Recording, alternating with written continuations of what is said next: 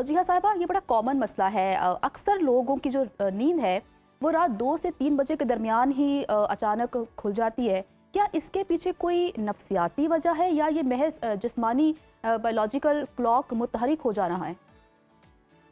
अच्छा, अस्सलाम वालेकुम। सबसे पहले तो मैं वालेकुम स्टार्ट करूँगी कि एक तो हमारा बहुत ट्रेडिशन बन चुका है, ज़िंदगी हम्म। का तर्ज़ अमल ही हमने बना लिया है कि हमने जल्दी नहीं सोना, लेट सोना है। हम लोग स्क्रीन यूज़ करते रहते हैं, फ़ोन यूज़ करते रहते हैं, कैफ़ीन का इंटेक करते हैं। तो उस एक तो ये बहुत बड़ी वजूहात में से हम्म। रीज़न्स हैं, में से एक रीज़न है कि हम रात को सो भी जाएँ तो हमारा ब्रेन एक्टिव रहता है। इसके अलावा जो सबसे बड़ी रीज़न है वो हमारी थॉट्स हैं। ओवरथिंकिंग जो लोग करते हैं, या एक तो होता है ना, कुछ लोगों की ज़िंदगी में स्पेसिफिकली कोई इश्यू चल रहा है, इस वज़ह से वो सो नहीं पा रहे। कुछ लोग जो है वो वैसे ही ओवरथिंकिंग बहुत करते रहते हैं, कोई स्पेसिफिक रीज़न नहीं होती। हम्म। उसमें क्या होता है कि ब्रेन के पैटर्न सेट हो जाते हैं। रात का वो टाइम होता है जब आप जो है अपने पे फ़ोकस्ड होते हैं। आपका ब्रेन जो है उसको सोचने के लिए बहुत सारे ना लाइक एक स्पेस मिलती है। अब हम्म। वो स्पेस आपने हेल्दी रखी या अनहेल्दी रखी है, ये फिर इस टाइम पे डिपेंड करता है। वो लोग जिनका अपनी सोचों पे कंट्रोल होता है, नेगेटिव थिंकिंग कम करते हैं, उनको एंग्जायटी जिनको कम है, उन लोगों को तो बड़ी अच्छी नींद आती है। लेकिन वो लोग जिनकी रात के पहर में आँख खुल जाए और ब्रेन ऑलरेडी सोने से पहले इतना एक्टिव रहा है, आप सोचते हुए सोए हैं या कितनी चीज़ों के बारे में प्लानिंग करते हुए सोए हैं, like in a very anxious way, not in a like productive way. Like कुछ लोग होते हैं ना, वो रात को सोते हैं, प्लान करते हैं ये चीज़ करेंगे, बड़े एक्साइटेड होके और बड़ा प्रोडक्टिव होके सोचते हैं। It's very healthy. बट अगर हम्म। आप रात को ये एंशियस होते हुए लाइक चीज़ों को प्लान करते हुए सोए हैं, तो उसमें आपका ब्रेन अनकंफर्टेबल रहता है। बिल्कुल आप ऐसे ही जैसे हम अच्छा। कंप्यूटर को हाइबरनेट पे लगा देते हैं, शट डाउन नहीं करते, स्लीप मोड पे लगाते हैं, उसको हम्म। हल्का सा भी टच करें वो ऑन हो जाता है, अच्छा राइट? वजीहा, ये भी सो होता है इसी कि तरह आपने ब्रेन अगर है कोई सुबह कि बहुत कोई इंपॉर्टेंट काम करना है या कोई लंबा सफर आपने करना है, तो फिर आपको उस चक्कर में भी आप जल्दी लेट जाते हैं कि मैं जल्दी उठ सकूं ताकि मेरी नींद जो है वो बड़ी परफेक्ट पूरी हो सके। लेकिन वो होता ही है कि आपको एक्साइटमेंट की वजह से, या पता नहीं क्या रीज़न है, वो तो आप ही आइडेंटिफाई कर सकती हैं, आपको तब भी नींद नहीं आ रही होती है। ये क्या मसला है? वो अच्छा, ये आपने कहा ना कि एक्साइटमेंट की वजह से जब हमारा कोई इमोशन बहुत पीक पे जाता है ना, उस हम्म। एक्साइटमेंट में कहीं ना कहीं एंशियस भी हो जाते हैं। लाइक हमें लगता है कि सफर है, कुछ मिस ना हो जाए या कैसा होगा। बिल्कुल। तो जी। जब भी आपकी इमोशंस पीक पे जाते हैं तो ऑटोमेटिकली ब्रेन जो है वो एक्टिव होना शुरू हो जाता है, और वो स्लाइटली भी आपकी आंख खुलती है तो उसके बाद आप जो है जाग जाते हैं। क्यों? हम्म। क्योंकि जैसे ही एक और चीज मैं ऐड करना चाहूंगी, जैसे ही हमारी आंख खुले ना 2-3 बजे, तो आप नोट कीजिएगा उस टाइम भी हमारा कंट्रोल हमारे हाथ में होता है नींद का। लेकिन क्या होता है कि उसमें हम एंटरटेन करने लग जाते हैं थॉट्स को। हम्म। उन्हीं थॉट्स के बारे में जब सोचना शुरू कर देते हैं तो ऑटोमेटिकली वो हमारा स्लीप साइकिल ब्रेक हो जाता है, क्योंकि बिल्कुल अब ब्रेन को आपने एक्टिव कर दिया है। ऐसा ही अब है। जब तक आपने उस ब्रेन को उस मोड पे नहीं लेके जाना, तब तक आप बेड पे लेटे हुए 3 घंटे 2 घंटे हो जाते हैं, या फोन यूज करेंगे या सोचते रहेंगे, और आपको टाइम का नहीं पता चलेगा। एक और चीज मैं ऐड करना चाहूंगी कि अक्सर लोग जी। कहते हैं कि हमें इंसोम्निया तो नहीं हो गया। तो हम्म। अगर ये चीज 3 मंथ से ज्यादा जा रही है और आप रात को 3-3 4-4 घंटे आपको लग रहा है कि वो टाइम स्पेंड में चेंज आ रहा है, तो फिर इस चीज को आपको साइकोलॉजिस्ट से या प्रोफेशनल से आपको हेल्प लेने की जरूरत है कि इंसोम्निया तो नहीं है। लेकिन उससे पहले मैं एक चीज जरूर क्लाइंट्स को ऐड करती हूँ कि आप ये देखिए पहले आपकी क्या मिस्टेक हो रही है। लाइक हम्म। कुछ लोग कहते हैं कि हमसे कंट्रोल ही नहीं हो रही थॉट्स, हम कर चुके हैं, हम उठ के नमाज पढ़ लेते हैं या हम उठ के कोई बुक रीडिंग कर लेते हैं, फिर भी हमसे कंट्रोल नहीं हो रही।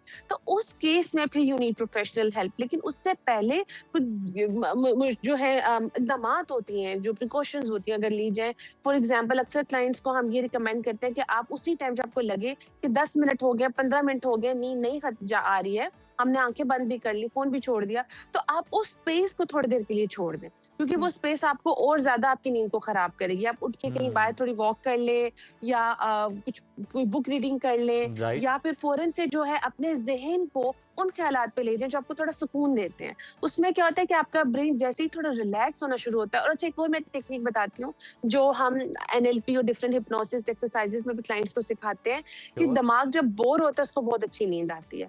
ओह। अक्सर हम क्यों अच्छा। कहते हैं कि ऐसी बुक पढ़ें जो आपको बोर करे। ये नहीं कि आपको और ज्यादा आप उसको कोई आप ऐसा इंटरेस्ट ड्रामा डेवलप करें देखें, या कोई आप ऐसी मूवी एक्साइटेड हो। देखें जो आपको और बोर जब करे तो आपको वाकई में नींद बोरियत, आती है। यस यस, तो बोरियत जो है यानी ना, वजह जहन माइंड आप ये नोट करें। परसीव कर लेता है कि सब कुछ इस जो है अब इससे करने के लिए कुछ नहीं है। इससे अच्छा है सो जाओ, माइंड ये कहता है। एग्जैक्टली आप देखिए, मुझे नहीं पता आप लोगों का क्या था, लेकिन अक्सर हमने क्लाइंट से रिपोर्ट किया, या अक्सर बच्चे पढ़ते हुए उनको बहुत अच्छी नींद आती है, राइट?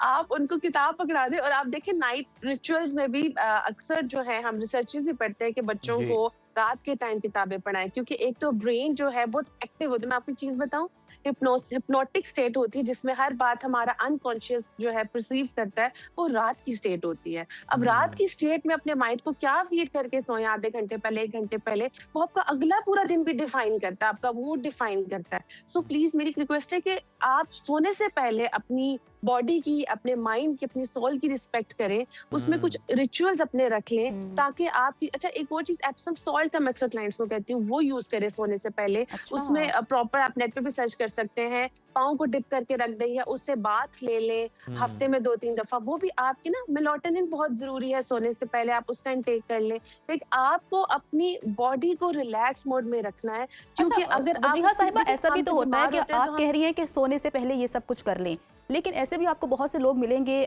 वो ये कहते हैं कि पूरा दिन हमारा बहुत अच्छा गुजरता है, जब हम सोने के लिए लेटते हैं तो वो पूरे दिन का एक ख्याल दिमाग में आता है, ओवर थिंकिंग शुरू हो जाती है। तो कहीं ना कहीं जो आपने पूरे दिन में जो भी आपको स्ट्रेस होता है, परेशानी होती है, वो आपको रात में ज़्यादा याद आती है। तो आपका लाइफस्टाइल कैसा होना चाहिए ताकि रात को आपको अच्छी नींद आए, वक्त पे नींद आए?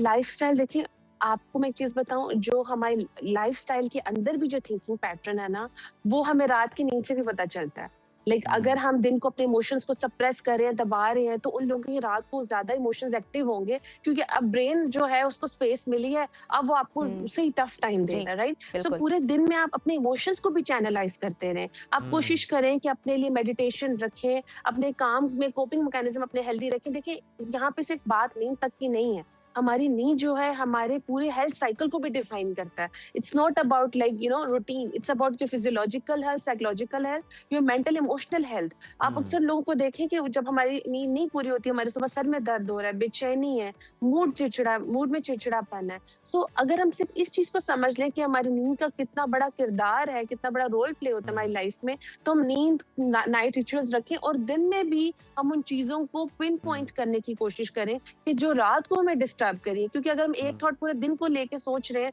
जी। वो भी अनहेल्दी है। सो सप्रेस करना या बहुत ज्यादा ओवर थिंकिंग करना, ये रिसर्चेस भी हैं, ये हमारी नाइट साइकिल को बहुत डिस्टर्ब करते हैं, अच्छा तो वजीहा, ऑटोमेटिकली फिर अगर हमारे आगे रात चल को के हेल्थ 3 साइकिल बजे डिस्टर्ब आंख होता खुल है। जाए तो फिर एक्सपर्ट्स जो हैं वो 20 मिनट रूल की बात करते हैं, बताइएगा ये असूल क्या है और इस पर अमल करने का सही तरीका क्या है?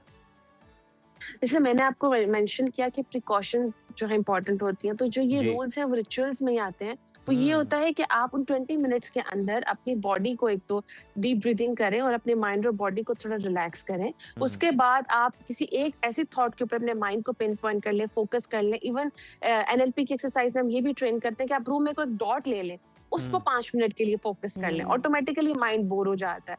5 से 10 मिनट, ये इम्पॉसिबल है, राइट, कि आप 10 मिनट एक डॉट को देखते रहे, लेकिन आपका माइंड उस पर। इसके अलावा बैकवर्ड काउंटिंग की एक्सरसाइजेस कराई जाती हैं। ये वो एक्सरसाइज है जब आप लाइक 30 से फर्स्ट 1 तक जो है बैकवर्ड काउंटिंग स्टार्ट कर लें, माइंड बोर होने लगता है, माइंड इससे इंटरटेन नहीं होता, और वो जब रिपीटेडली करते हैं और बोर होता है। सो ये जो एक्सरसाइजेस होती हैं, ये रूल्स जो होते हैं, आपको हेल्प करते हैं थोड़ा सा अपनी थॉट से पीछे हटने में। क्योंकि हम क्या करते हैं, आप भी ये नोट करते होंगे कि जब ये थॉट आती है, हम उस पर फिक्सेट करने लग जाते हैं, हम उस थॉट को एंटरटेन इतना ज्यादा करते हैं कि हमारी नींद ऑटोमेटिकली डिस्टर्ब हो जाती है और ज्यादा। अच्छा। अच्छा, कुछ लोग ये भी कहते हैं ना कि अगर आप राइट हैंड से लिखते हैं और आप बहुत ओवर थिंकिंग कर रहे हैं या आपको एंजाइटी हो रही है, तो आप उल्टे हाथ से लिखना शुरू कर दें, तो आपका माइंड डिफोकस हो जाता है और आप उस चीज़ से हट जाते हो, ओवर थिंकिंग से, या जो भी आपको एंजाइटी हो रही है। ये सही है? बिल्कुल ऐसा ही है। देखिए, एक्चुअली हमने क्या करना है, डाइवर्ट करना है, बोर करना है, ठीक है, उस थॉट से, उस चीज से जो आपकी बॉडी को और माइंड को डिस्टर्ब कर रही है। तो वो जब आप उल्टे हाथ से लिखते हैं, आपका फोकस उस चीज पे चला जाता है, और माइंड फोकस करते करते कहीं ना कहीं वो एक बोर्डम का शिकार हो जाता है। तो ये जो एक्सरसाइजेस हैं, ये आपके माइंड को। अच्छा, एक और चीज, हमें ना इन चीजों की ट्रेनिंग सिर्फ तब नहीं लेनी कि हमारी नींद तब खराब हो हम तभी ले। मैं हमेशा एक ऐड करती हूँ कि जब आप रात को सोने की ऑलरेडी प्रैक्टिसेस ऐड कर लेते हैं, तो कभी आपकी ज़िंदगी में ऐसी चीज़ें आई ना, तो जैसे कुछ लोग कहते हैं हमें तो कभी नींद की प्रॉब्लम नहीं हुई, लेकिन अभी 2 हफ्ते हो गए हमें नींद ही नहीं आ रही है, कोई सर्टेन इवेंट चल रहा है, शादी आने वाली है, जैसे आपने कहा ट्रैवल है, तो नींद नहीं आ रही। तो फिर आपने माइंड को ट्रेन किया होता है, जब ऐसी मुश्किलात आती भी हैं, चैलेंजेस आते भी हैं, तो आपका ब्रेन कोप कर जाता है। हमने ना एक्चुअली सबसे बड़ा जो हम सबसे बड़ी मिस्टेक करते हैं, हमने ब्रेन को कोपिंग स्किल्स नहीं दिए होते, कैसी सिचुएशन में कैसे कोप करना है। बिल्कुल, हम सही। फौरन से ये कह देते हैं कि पता तो हमें सब कुछ है बट हमसे हो नहीं रहा है। So are you getting my point? This is the Yes. Main important point कि आप अपने ब्रेन को कितना अच्छा ट्रेन करते हैं। हम्म, देखिए हमारा ब्रेन पैटर्न्स पे चलता है और वो हम्म। हेल्पलेसनेस के ऊपर बहुत बुरा रिस्पॉन्ड करता है, चाहे वो कोई भी सिचुएशन हो। और अच्छा अगर हम एक वजीहा, और चीज ये भी ध्यान में रख बताएं कि लें बहुत कि सारे लोगों का चैलेंजेस ये भी मसला है, वो ये भी इसका हल जानना चाहते हैं कि ये है क्या और इसका हल क्या होना चाहिए, सोल्यूशन क्या है। कि मतलब उन्होंने अगर कोई सुबह के लिए अलार्म सेट कर लिया है, सुबह उन्होंने उठना है, लेकिन फिर भी रात को उन्हें ये थॉट्स आ रही होती हैं नींद के अंदर भी कि शायद जो है वो वक्त हो गया है और मैं जो हूँ शायद लेट हो चुका हूँ या फिर मुझे उठना चाहिए, ज़हन जो है वो बार बार जगा देता है। तो ये किस मसले की निशानी है और इसका हल क्या है? अच्छा, इसमें भी ना जैसे मैंने आपका कहा एंजाइटी, एंशियस जी। आप कितने, और दूसरी चीज हो सकता है आपका कोई पास्ट एक्सपीरियंस ऐसा हुआ हो। जिन लोगों के पास्ट एक्सपीरियंसेस ऐसे हुए हुए होते हैं कि उनको वो नहीं जागे होते टाइम पे, उस इवेंट पे नहीं पहुंचे होते या इवेंट पे लेट हुए होते हैं, तो वो ट्रॉमा उनकी बॉडी क्लॉक को बार बार अलार्म में ले जाता है। ओह। सेकेंडली, जब आप ऑटोमेटिकली लेट ही सोए हैं, जब आप ऑलरेडी लेट सो रहे हैं, तो वो ऑटोमेटिकली आपका ब्रेन डिस्टर्ब सोया है कि पता नहीं मैं सुबह उठूंगा कि नहीं उठूंगा, सुबह आंख खुलेगी नहीं खुलेगी, तो वो भी चीज काउंट होती है। लेकिन देखिए जब आप टाइम पे सोते हैं तो आपकी बायोलॉजिकल क्लॉक की भी सेटिंग होती है। लाइक फॉर एग्जांपल, अगर आपने अपनी बायोलॉजिकल क्लॉक, आपकी जॉब का टाइम 8 बजे है, आप रोज सुबह 8 बजे उठ रहे हैं, तो वो अलार्म से पहले नॉर्मली आप बड़ा रिलैक्स होकर उठ जाते हैं। लेकिन अगर आप वैसे 10 बजे आपका ऑफिस का टाइम और आपको कोई मीटिंग 8 बजे अटेंड करनी है, तो आपकी बॉडी के लिए एक न्यू चीज है, तो वो पैनिक करना शुरू हो जाएगी कि मिस ना हो जाए। तो नंबर 1, एक तो ये इवेंट पे डिपेंड करता है, नंबर 2 अगर कोई ट्रॉमेटिक एक्सपीरियंस हुआ है ये उस पर डिपेंड करता है, एंड नंबर 3 अगर आपने रात को सोने से पहले ही लाइक अपनी नींद प्रॉपर स्टार्ट ही नहीं की टाइम पे, तो वो एक फियर भी डेवलप हो जाता है। तो ये 3 मेजर फैक्टर देखे गए हैं कि जिन लोगों की बार बार अलार्म से पहले ही आंख खुल जाती है। अच्छा वजीहा, जिनको बहुत ज़्यादा नींद आती है वो भी अलार्मिंग है कि वो बहुत अच्छी बात है? ये भी तो होता है ना अक्सर के बहुत ही नींद आती है। Yes, this is very important कि कुछ लोगों को बहुत ही ज्यादा नींद आती है। उसमें इनको एक तो नंबर 1 उनकी बायोलॉजिकल क्लॉक कितने आवर्स पे सेट है या उनकी बॉडी को कितने आवर्स की नींद रिक्वायर है।